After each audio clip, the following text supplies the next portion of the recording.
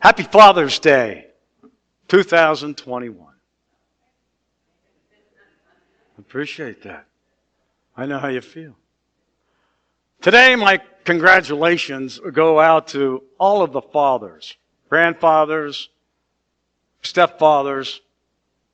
It's on this very special Father's Day.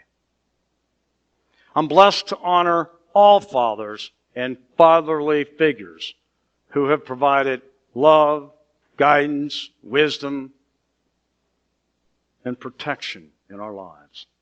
This includes single moms, grandmas, aunties, and uncles. They also can be teachers, mentors, or coaches. They come in all forms, shapes, and sizes, genders, sexual expressions, colors, and ages. So today is the special day. We celebrate them all. And we take time to thank the fatherly people in our lives. I may get a little teary-eyed here for a moment. And I tell you with all of my heart, I love being a father in so many ways. I'm a father to my 26-year-old daughter, Karina. Stepfather to Trina's 35-year-old son, Ryan. Grandfather to my 2.5-year-old granddaughter, Rosalina. And father role model to Paul, with whom I've had a near 40 years relationship that originated from the Little Brother, Big Brother program. I want to let you know up front that I'm using Father's Day as the door into seeing how are we showing up. Who are we being in the world? We have these different roles that we play. And for me, one of these roles is I'm a father. Most of the time when it comes to Mother's Day or Father's Day, we talk about what gifts have come to us. Well, you may not be surprised that I'm going to turn the tables. And I'm going to talk about what the gifts that I, in the role of father, which any of us can play, have given, and how it has made a difference. The gift that we are giving is the gift of divine nature and how that shows up.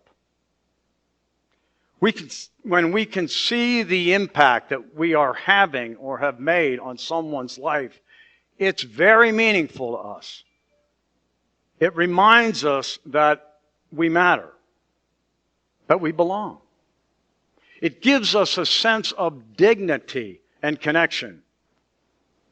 And we really don't know all of the impact it will make. It's like throwing a puddle into the pool. You have that imagination or that imagery? And so the question becomes for the listener is, what pieces of you are you giving? I say I want a world of peace. I say I want a world that works for all. I say I want transformation. So what am I giving to make that happen? And when I say what I'm giving, it's not pompous. It's not arrogant.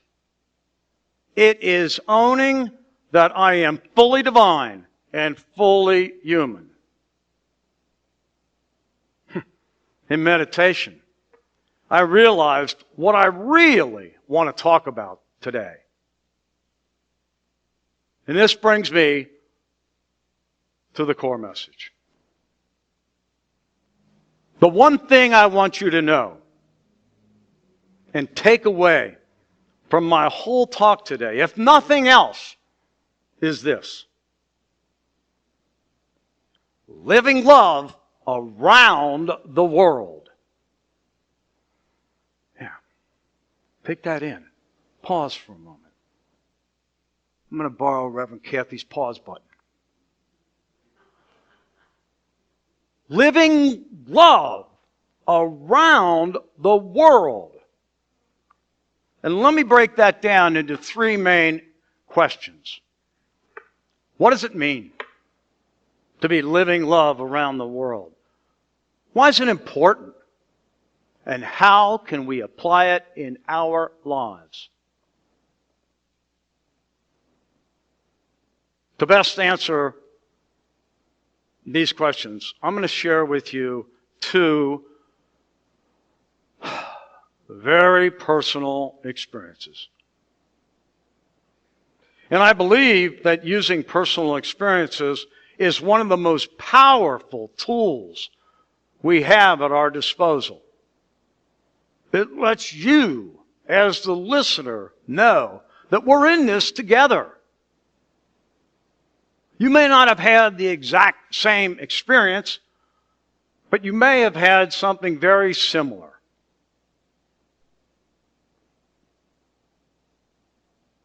So in order to address the first question, what does it mean to be living love around the world? I'll share with you a short story that involves my daughter and me.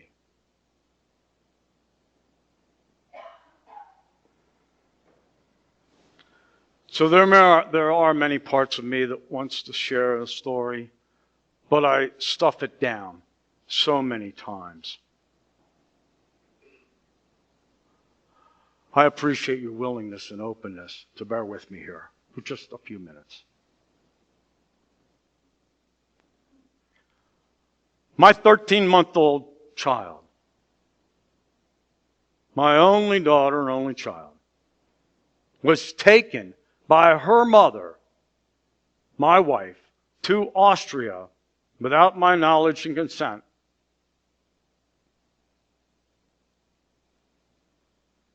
When I came home that evening and discovered my baby daughter was gone, I felt like someone had reached inside my chest and ripped my heart out of my body.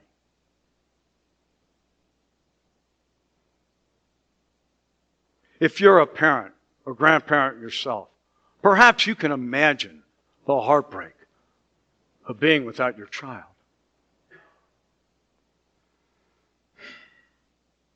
My wife was Austrian, and she didn't like the United States. She wanted to go back to Austria and stay there. She also said she never felt loved by anyone. And she took this little baby girl so that she could have the only love she ever had in her life. She could control this little baby. And I can tell you, in all truth, I worked unceasingly to be a part of my daughter's life to no avail. I went through the legal system, winning all court cases, even through the Austrian Supreme Court, to no avail. Only to find out that Austria has no effective mechanism to enforce their court orders. I also won all court proceedings here in the United States, including those that granted me full custody. Again, to no avail. 2 years after she had been taken, I saw my daughter again in Austria for a total of 6 hours the entire year. I didn't see her again for another 2 years. And again, I saw her for a total of 6 hours that year. A few years later, the time did double to 12 hours a year, just for a few years. And then, from the ages of 11 to 18, I didn't see her at all. Throughout the 17 years that she was overseas, I sent cards and letters and age-appropriate magazines every week to my daughter. I didn't know if she'd get them, but it didn't matter. It didn't matter to me because I was assured that if I didn't send anything, I knew she wouldn't be getting them. And it allowed me the opportunity to continue to be a dad, regardless of what other people chose to do. So then I went on to the media. And by the way, I was on the front page of the Cincinnati Enquirer, the Cincinnati Post, the Washington Post, International Herald Tribune, Reader's Digest, International Herald Tribune, and many, many, many other publications. I was also on NBC Nightline and many times on CNN. Over the course of the 10-plus years, I testified before the U.S. Congress over 15 times in an effort to seek support on my particular situation, help those similarly situated, and those that no doubt would follow.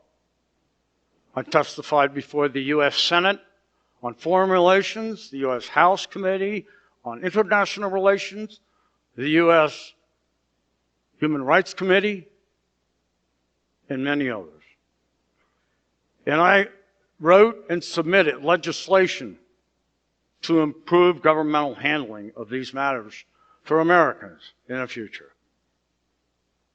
I'll end here shortly on this particular study, but then I won 2 cases in the European Court of Human Rights against Austria for the violation of human rights and right to respect for family trial, and fair trial rather, right to fair trial.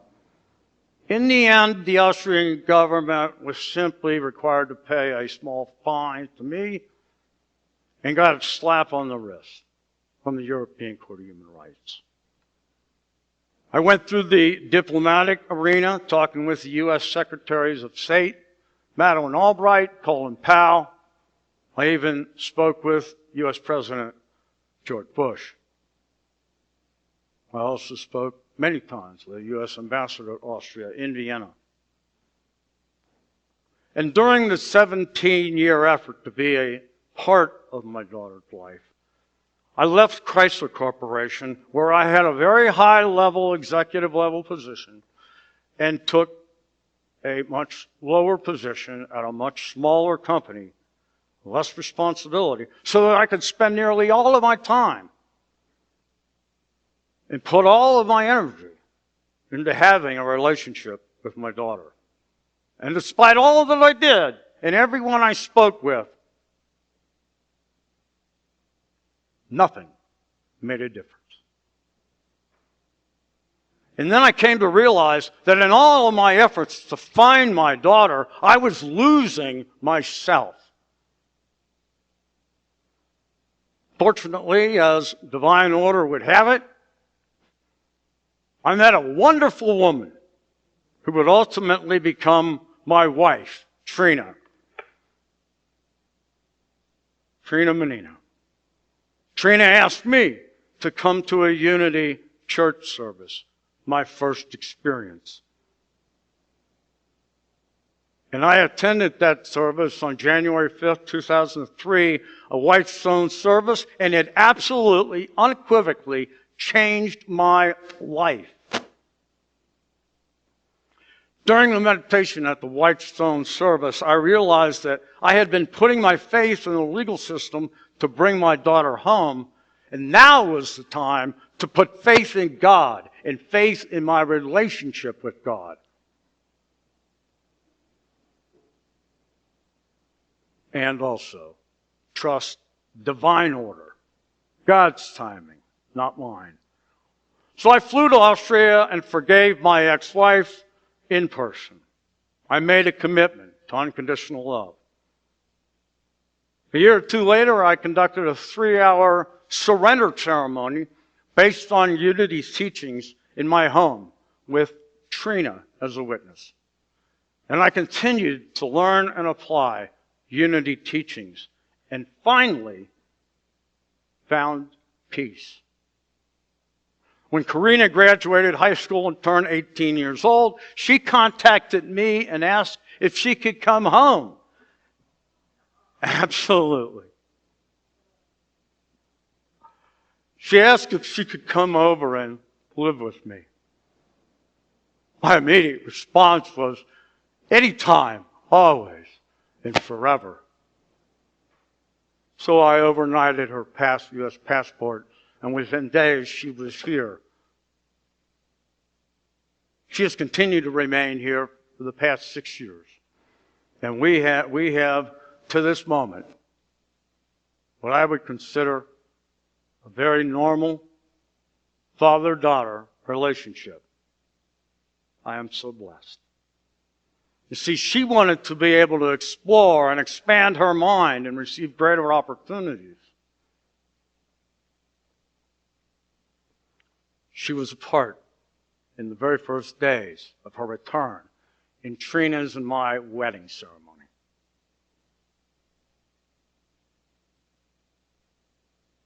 So I tell you this because I want to express the idea of how committed we can remain with expressing love and being a dad as much as we can.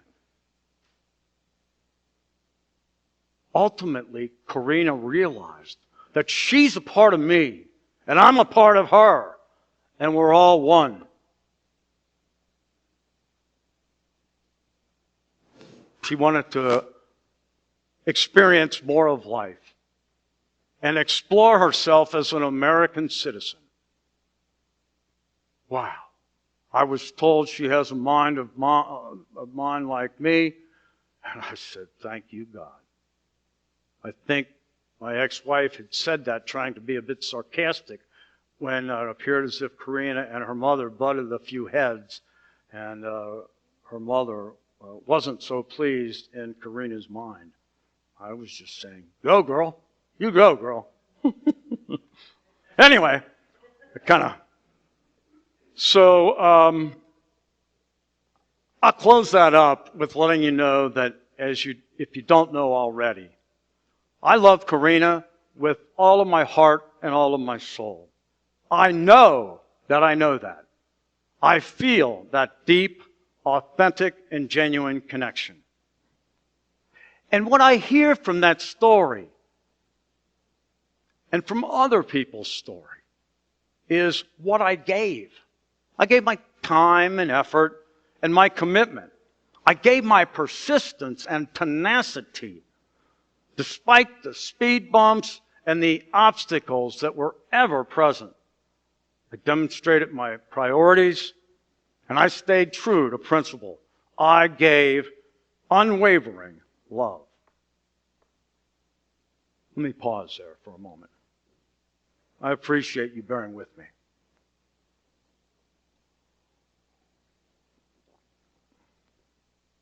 Second question.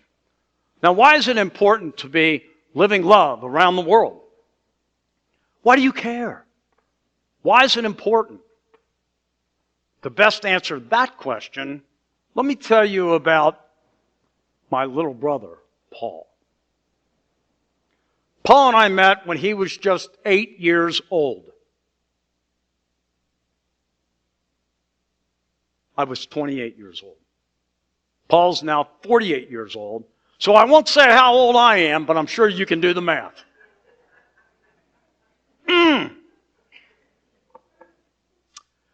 Oh, boy. Paul's father left the family when Paul was just 2 years old. And Paul has never seen his father since. So as a result, not only was Paul's father not emotionally present, he wasn't even physically present.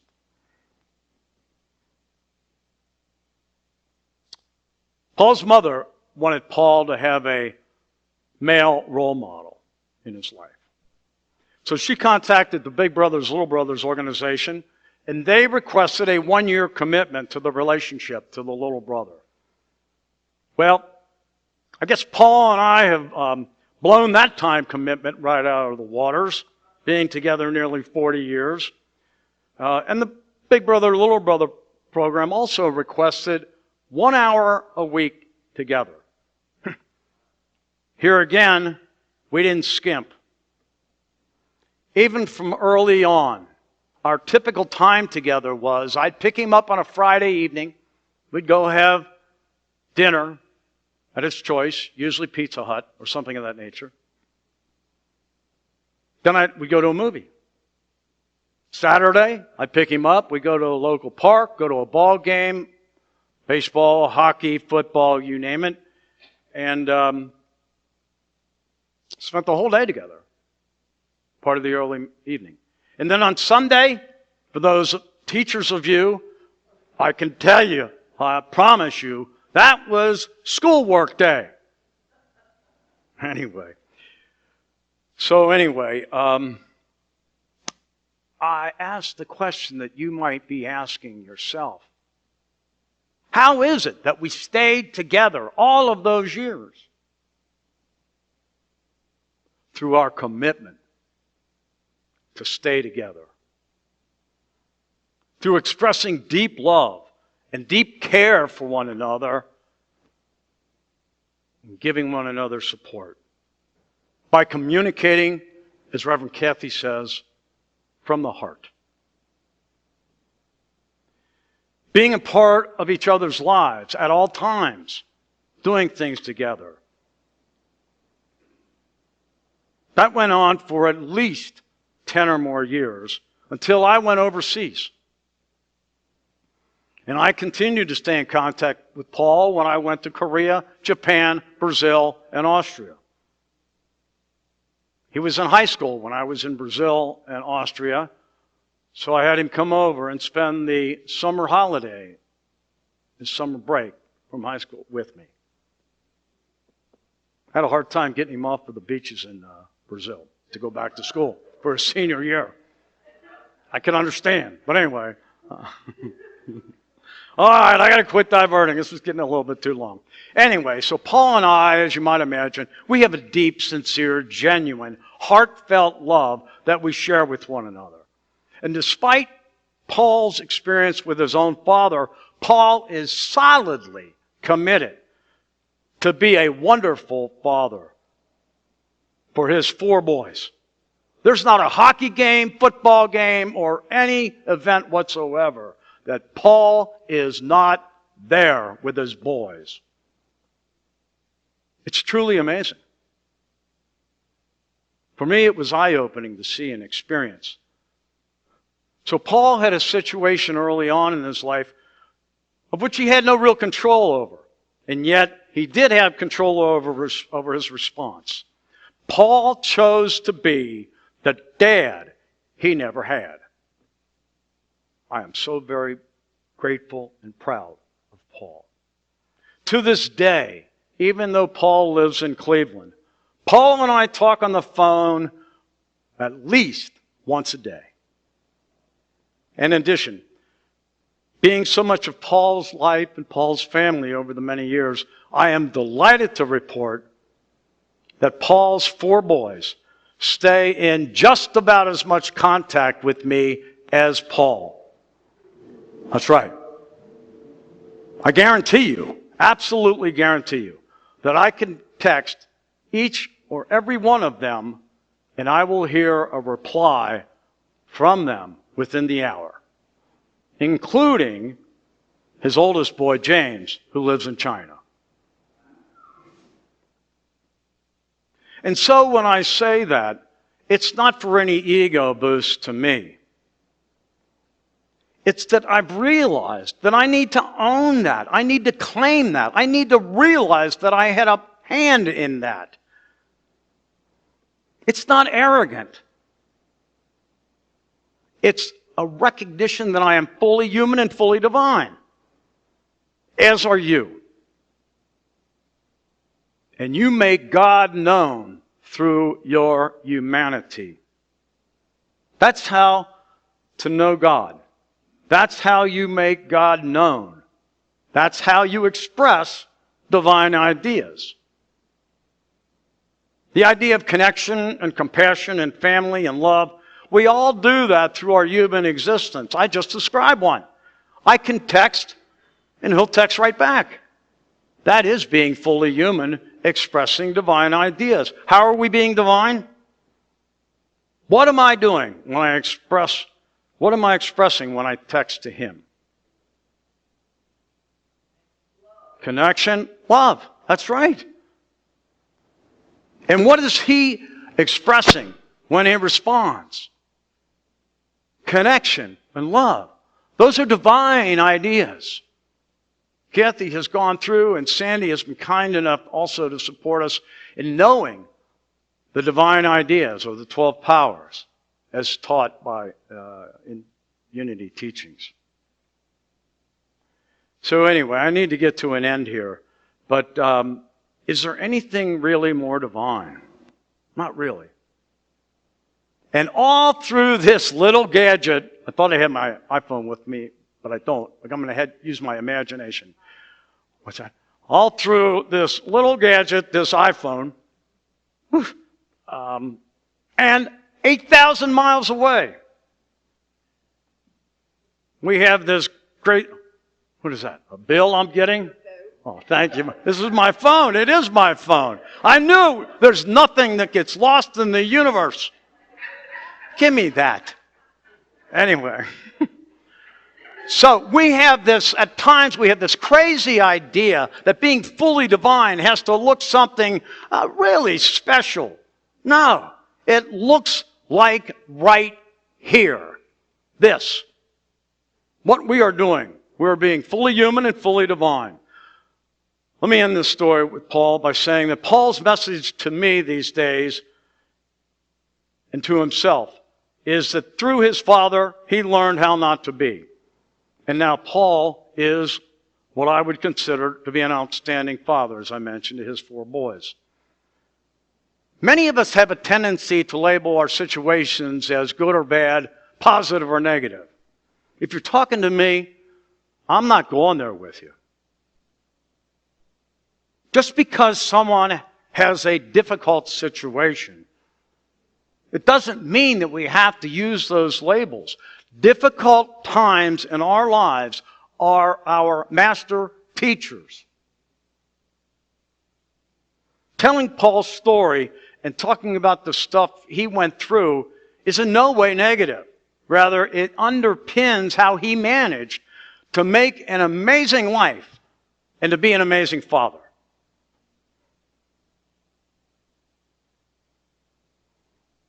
So, I want to get to an end here that I find very intriguing. Both stories describe what I gave. Simple enough. How I showed up. What I put into the world. Paul then, in turn, did the same thing. If there's something missing in the world, then it's our responsibility to put it there. That's what I did. That's what Paul did. I credit Paul because he was open and willing to receive my guidance, support, and love. I'll define it that way.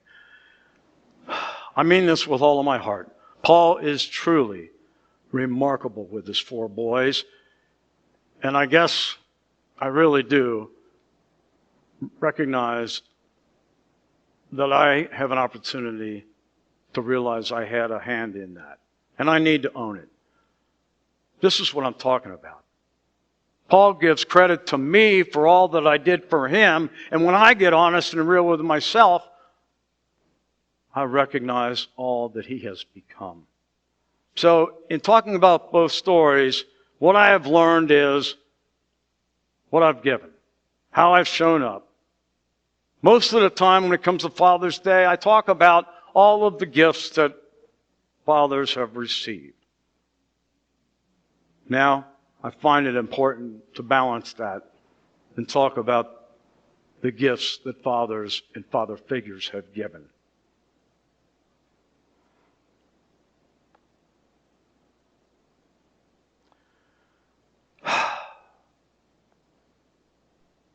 How do we apply it in our life? I'll be brief here. Here's the practical application. Here's your homework. This brings to mind unity's fifth principle. Everybody remember that? I act. I put into action the truth as I understand and know. Knowing and understanding the truth are really not enough. We must live these truths. And unity's fifth principle embraces this way of living.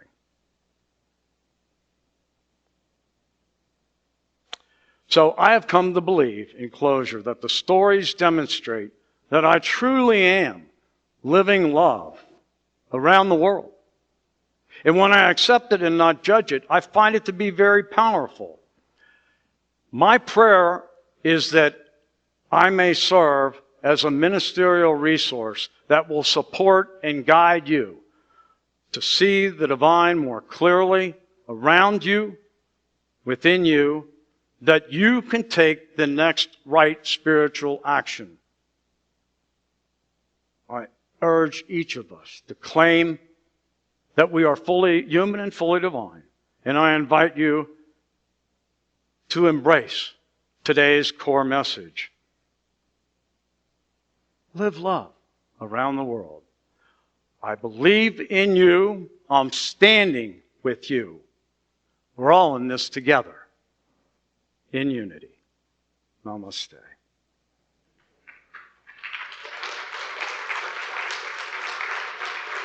Thank you.